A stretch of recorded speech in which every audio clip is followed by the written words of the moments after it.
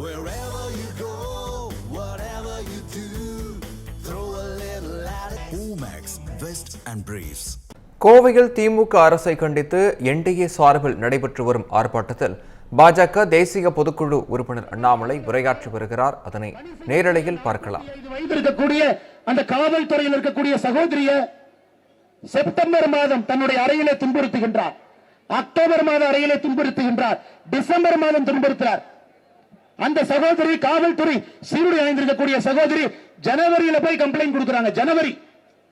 அதன் பிறகு தமிழக காவல்துறை அவங்களே உள்ள ஒரு கமிட்டி வச்சு என்கொயரி பண்றாங்க. பிப்ரவரி 12ஆம் தேதி இந்த எஸ்பி தப்பு பண்ணிருக்காங்க ரிப்போர்ட் கொடுக்கிறாங்க. SP suspend ஆயிடுறார். எஸ்பி கைது கிடையாது. பிப்ரவரியில கைதே பண்ணீங்க. காவல்துறைக்கு சொல்ல இந்த அநியாயத்தை பார்த்திருக்கீங்களா? கோவை புதூர் பட்டாலியன் நடந்த நிகழ்வு. காவல்துறையுடைய எஸ்பி 45 வயது இருக்கக்கூடிய காவலன் மீது பாலியல் வன்கொடுமை வழக்கு காவல்துறைக்கு போகல, அலுவலகத்துக்குள்ள முடிக்கிறார். ஒரு மாத காலம் பொறுத்திருந்த இந்த பெண்மணி மார்ச் 12ஆம் தேதி இவங்களா போலீஸ் ஸ்டேஷனுக்குள்ள போய் கம்ப்ளைண்ட் கொடுக்கிறாங்க.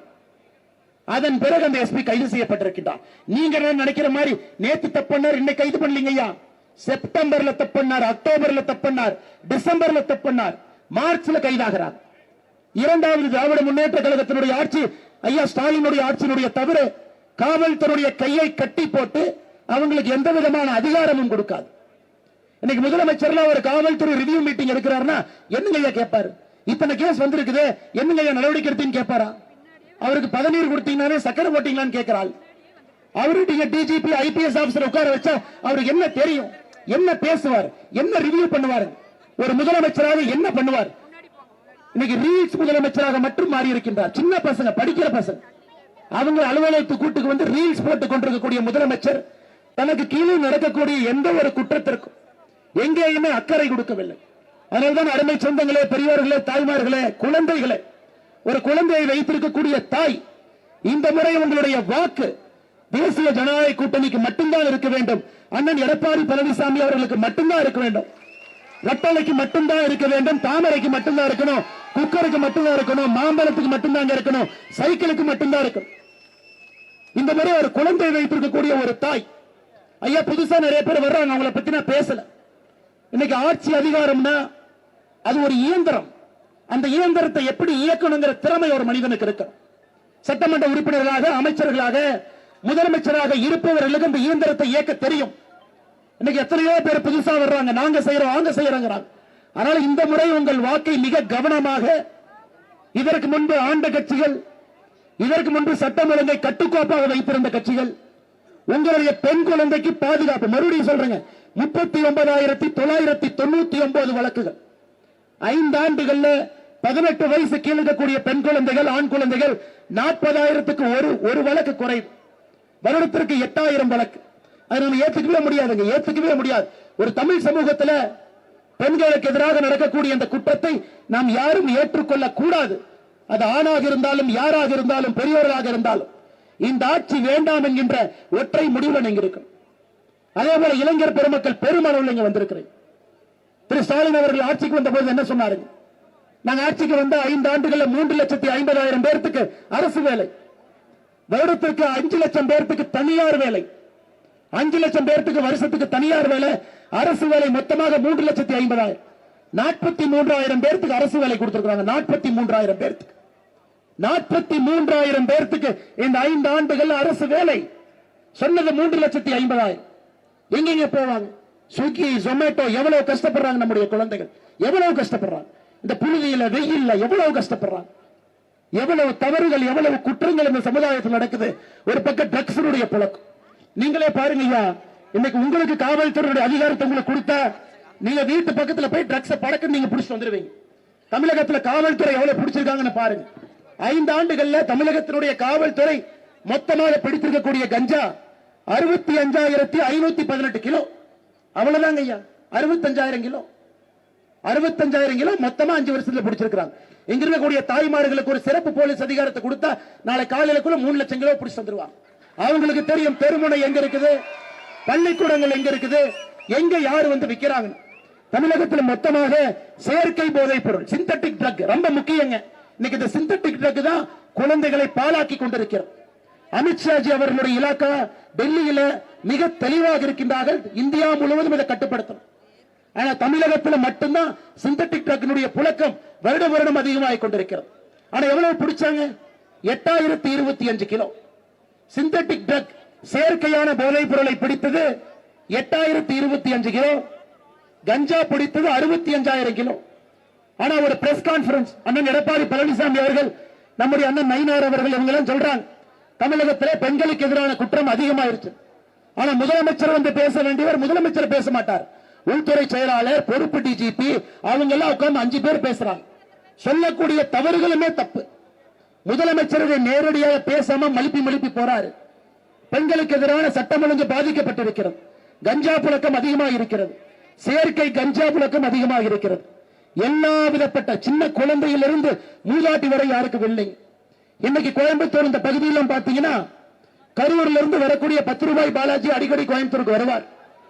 இந்த முறையும் பெரிய நம்பிக்கையோடு சுத்திக் கொண்டிருக்கின்றார். இன்னைக்கு நாம் இங்கே ஆர்ப்பாட்டம் செய்து கொண்டிருக்கின்றோம். ஆனா இந்த 10 ரூபாய்க்காரர் எங்க இருக்காருன்னா, டெல்லி சிபிஐ அலுவலகத்தில் உட்கார்ந்து கொண்டிருக்கின்றார். புலால் சிறையில் இருப்பாரு, வெளியே விட்டீங்கன்னா சிபிஐ அலுவலகத்தில் இருப்பார். ஒரே ஒரு கணக்கு மட்டும் நான் சொல்றேங்க ஐயா.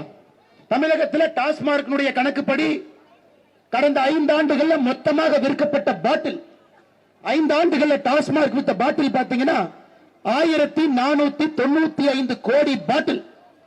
கஞ்சா கம்மி தான், 6500 கிலோ தாங்க. சிந்தட்டிக் கம்மி தான். டாஸ்மார்க்ல விற்கப்பட்ட பாட்டில், ஒரு பாட்டில் எடுத்தீங்கன்னா 1495 கோடி பாட்டில். முதலமைச்சர் சொன்னார், நான் சொல்லிங்க, ஸ்டாலின் அண்ணன் இதற்கு முன்பு எதிர்க்கட்சி தலைவராக இருக்கும் போது 10 ரூபான்னு கணக்கு சொன்னார். அப்ப 1495 கோடி பாட்டிலுக்கு 10 ரூபாய் போட்டான். இந்த சாராய அமைச்சர் சம்பாதிப்பது மட்டுமே 14,950 கோடி ரூபாய். பாட்டிலுக்கு 10 ரூபாய் நீங்க கணக்கு போட்டீங்கன்னா 14,950 கோடி ரூபாய். நம்முடைய பாரத பிரதமர் நரேந்திர மோடியை சொன்னது போல முதல் குடும்பத்திலிருந்து கடைசி வரைக்கும் அந்த பணம் 6 போல் பாய்ந்து கொண்டிருக்கிறது.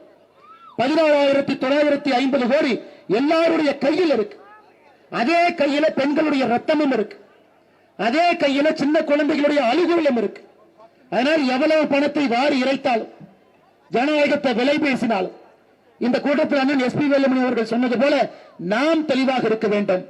இந்த முறை நாம் வாக்கு செலுத்துவது மட்டுமல்ல, அண்ணன் 10 சொன்னாங்க, 10 பேருக்கு நீங்க பேசி அவங்க 10 பேர், அவங்க 10 பேர். அடுத்த 40 நாட்கள், 35 நாட்கள் எல்லாத்துக்கிட்டையும் நீங்க பேசி இந்த ஆட்சி நமக்கு வேண்டாம் என்கின்ற ஒற்றை கருத்துல நீங்க இருக்கணும். இந்த ஆட்சி நமக்கு வேண்டாம் என்கின்ற ஒற்றை கருத்துல நீங்க இருக்கணும். அதனால் அன்பு சொந்தங்களே, நம்முடைய நோக்கம் இந்த முறை தீய திராவிட முன்னேற்ற கழக சக்தியை தூக்கி எறிய வேண்டும். ஏன்னாங்க, இதுல நமக்குள்ள விருப்பு வெறுப்பு இருக்கக்கூடாது.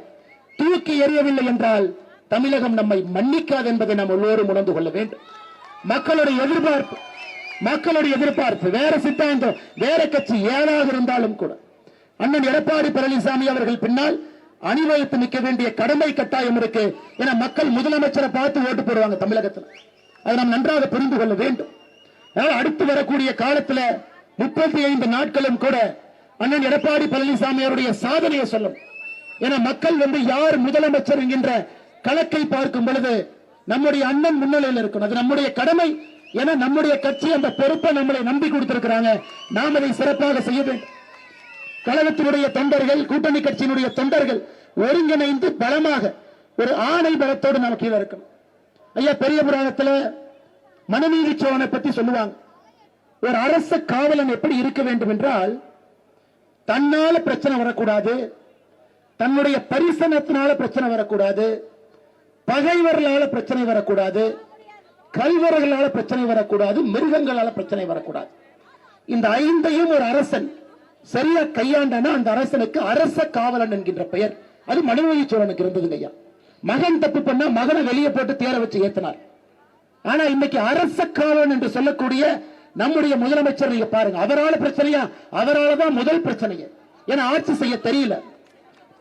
பரிசனம்னா கூட இருக்கக்கூடிய உறவினர்கள் பிரச்சனை. ஆனாம் இந்த மீடியா நண்பர்கள் இத்தனை பேர் இருக்கிறாங்க, கேட்டு பாருங்க. பெண் என்கின்ற அமைப்பு முதலமைச்சருடைய மருமகன் சபரீஷன் நடத்துறார். யாராவது இன்னைக்கு எஸ்பி வேலுமணி என்ன பேசினது இன்னைக்கு லைவா ஒரு 3 நிமிஷம் முன்னாடி, தேர்தல் ஆணையம் வந்ததற்கு முன்னாடி போட்டிருந்தாங்கன்னா எடிட்டருக்கு போன் பண்ணி மிரட்டுவாங்க. ஏன்னா வேலுமணி என்ன பேசுறது 3 நிமிஷம் போடுறீங்க, நம்ம ஸ்டாலின் ஐயா பேர் 2 நிமிஷம் தான் போடுறீங்க. காலைல திருப்பூர்ல வானத்தேக்கா பேசி இருந்தா காலையிலிருந்து இரவு வரை எடிட்டருக்கு இது மட்டும்தான் பிரச்சனை. யாரு கண்ட்ரோல் பண்றா? சபரீஷன் என்கின்ற ஒற்றை நபர் பெண்ணின் என்கின்ற அமைப்பை வைத்துக் கொண்டு கடந்த 6 மாதத்துல மட்டுமே 25 கோடி ரூபாய் சமூக வலைதளத்துக்கு அந்த நிறுவனம் செலவு பண்ணியிருக்கிறான். சாராய பணம் 14,950 கோடி, 1,495 கோடி பாட்டிலுக்கு 10 ரூபாய் கணக்கு நீங்க போடுங்க. அவர்கள் எல்லாம் தாண்டி பத்திரிகை நண்பர்கள் என்று கொண்டிருக்கின்றார்கள். அருமை சொந்தங்களை எத்தனையோ தாண்டி வந்துட்டோம். 5 ஆண்டுகள் கடந்து வந்துட்டோம். காட்டாட்சியை தாண்டி வந்து விட்டோம். இன்னும் 35 நாட்கள் நாம் எல்லாம் தேனீக்களை போல வீடு வீடாக கிராமமாக அண்ணன் அவர்கள் சொன்னது போல இந்த பகுதியினுடைய எல்லா சட்டமன்றத்தையும் கூட தேசிய ஜனநாயக கூட்டணி நாம் வென்றெடுக்க வேண்டும். இதற்கு முன்பு நான் 7 மணி என்ன தொண்டாமுத்தூர்ல சொன்னேன். ஆனா நீங்க பண்ண பெரிய தப்பு 2021 என்னன்னா 10க்கு 10 வெற்றி பெற்றீங்க. அக்கா வானதி சீனிவாசன் அவங்க வெற்றி பெற்றாங்க. பாரதிய ஜனதா கட்சியினுடைய எம்எல்ஏ இங்க வந்தாங்க. அதற்கு மு.க. ஸ்டாலின் ஐயா கோயம்புத்தூர் கொடுத்த பரிசு என்னன்னா கோவிட் மருந்தை நிறுத்தி வைத்தது நமக்கு கிடைத்த பரிசு. மே 2021 தமிழகத்தில் மற்ற இடத்துல கொடுத்த கோவிட் மருந்துக்கும் கோயம்புத்தூர் கொடுத்ததும் பெர் கேபிட்டா குறைவுங்க. அடுத்த மாதம் குறைவு, ஜூன் மாசம் குறைவு. எல்லாம் ஆர்ப்பாட்டம் நடத்திய பிறகு முதலமைச்சர் கம்மனு காலையில இஎஸ்ஐ மருத்துவமனை சிங்கநல்லூருக்கு வந்துட்டு அப்படியெல்லாம் இல்ல, நாங்க ஓர வஞ்சனைக்காரன் கிடையாது, கோயம்புத்தூருக்கு கொடுப்போம். போன முறை கோயம்புத்தூர் என்ன செய்தார்களோ இந்த முறை தமிழகம் அதை செய்ய இருக்கின்றார்கள். அன்பு சொந்தங்களே, இன்னொன்றையும் புரிஞ்சுக்கணும். சமீபத்தில் தயாநிதி மாறன் ஒரு மேடையில பேசுறார். பக்கத்துல 10 ரூபாய் பாலாஜி இருக்கிறார். தயாநிதி மாறன் சொல்லுகின்றார், இந்த கோயம்புத்தூர்காரங்க குசும்புக்காரங்க கோயம்புத்தூர்காரங்க தயாநிதி மாறன் அவங்க ஊருக்கு எடுக்க மாட்டாங்க, பக்கத்தூருக்கு எடுப்பாங்க. அப்ப 10 ரூபாய் பாலாஜி சிரித்துக் கொண்டிருக்கின்றார். கோயம்புத்தூரை பொறுத்தவரை தன்னையும் வாழ வைத்து வந்தவர்களையும் வாழ வைத்து தமிழகத்தை உயர்த்தக்கூடிய ஒரு அற்புதமான மகன். இதே தப்ப கலைஞர் கருணாநிதி அவர்கள் கர்ம வீரர் காமராஜர் ஐயாவை 1967 தேர்தலுக்கு பின்பு நடந்த இடைத்தேர்தலை தோற்கடிக்க முடியும் ஒரு வார்த்தையை பயன்படுத்தினார். நெல்லை எங்கள் எல்லை, குமரி எங்கள் தொல்லை. குமரினாவே தொல்லைனார். அன்றிலிருந்து கன்னியாகுமரி திராவிட முன்னேற்ற கழகத்தினுடைய பக்கம் சென்றதே கிடையாது. காங்கிரசுக்கு போவாங்க, வேற கட்சிக்கு போவாங்க, ஆனா திமுகவுக்கு போக மாட்டாங்க. அதனால கோயம்புத்தூர் மக்களை தொடர்ந்து பழித்துக் கொண்டிருக்கக்கூடிய திராவிட முன்னேற்ற கழகம் சும்மா பேருக்கு இங்க வந்து ஒரு லைப்ரரி கட்டின அதை கட்டின அனைத்து இந்திய அண்ணா திராவிட முன்னேற்ற கழகத்தினுடைய ஆட்சியில தேங்காய் உடைச்சா இவங்க ரிப்பன் கட் பண்றாங்க. அதாங்க, வேற ஒண்ணும் கிடையாது. கோயம்புத்தூருக்கு இவர்களாகவே கொண்டு வந்த திட்டம் எதுவும் கிடையாது. அதனால் நிச்சயமாக இந்த முறை நாம் அனைவரும் ஒருங்கிணைந்து தேசிய ஜனநாயக கூட்டணியை வெற்றி பெற செய்ய வேண்டும். அண்ணன் எடப்பாடி பழனிசாமி அவர்களை முதலமைச்சர் வேட்பாளராக இருக்கிற முதலமைச்சரா மே 4ஆம் தேதி அன்னைக்கு நம்ம மாத்தணும். அது நம்முடைய உழைப்பில் இருக்கு. நாம் எல்லோரும் சேர்ந்து ஒருங்கிணைந்து இந்த பணியை செய்ய வேண்டும் என்று சொல்லி மிக அற்புதமாக